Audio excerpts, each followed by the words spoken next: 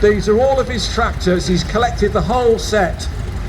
The 7000 was Ford's first turbocharged tractor, and that gave the tractor 97 horsepower. In Germany now at the Neuss plant, this is the D217, and that was designed for the European market in the sub 20 horsepower class. The direct replacement for the International 414 was the 434 with the 43 horsepower engine and the revised styling. Another 275 right the way up until 1970 and fitted with the rear-mounted cutter bar, finger bar mower. Another mass were becoming more and more common by the late 1960s, but with no soundproofing. So many tractor drivers here. 20 is a classic design, probably used on gang mowers and highway maintenance, etc. And rare to see one actually, but it makes a change to see one. Note the flat top mud guards too. A naturally aspirated tractor, 10-speed gearbox, and this is the Synchromesh gearbox, which was launched in about 1977, so you could change on the move. Ian Rodman now, nice to see Ian again from Gloucestershire with the Alishos cultivating in between rows.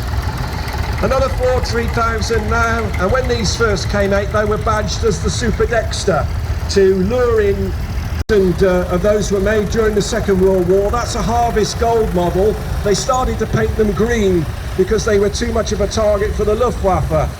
Ian Tandy now on a John Deere AR, a 1947 model, and John Deere went for twin cylinder engines. They carried that forward from the Waterloo Gasoline Engine Company, and nice to see the milking bucket on there.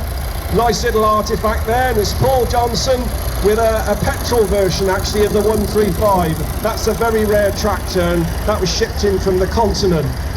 A Morris Cowley now, and this was used in the Morris Works actually. They actually brought it back in and gave it a couple of gearboxes and tried to readapt it for wartime work because there was such a shortage of tractors at the time. The Nuffields were the tractor division of Morris Motors, and they were made from 1948 onwards, and that's one of the early Universals, a very strong tractor with the adjustable sliding hubs. A roadless conversion of the Fordson Super Major factory at Essendine in Lincolnshire. Prior to that they were actually screwing them together in Southampton. In the revised instrumentation, different scalloped wheels on it, and increased strength in the gearbox and the hydraulic lift. The Ford 4000 with the basic cab, which would people like Aubrey Rees up the road. The diesel Ferguson was something that Harry Ferguson didn't really approve of, but he had to bow to it in the end, and that was produced with Freeman Sanders, a diesel engine manufacturer in Cornwall. The 185 was the high horsepower model to do speed of the tractor at the flick of a switch. The Seaters are made in Czechoslovakia from the post-war period, and they're still going to this very day. And they offered a lot of equipment for a very, very good price. Osman Guru.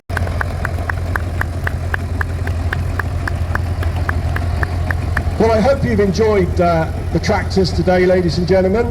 Please go over to the display area that we have over there. You can get closer to them.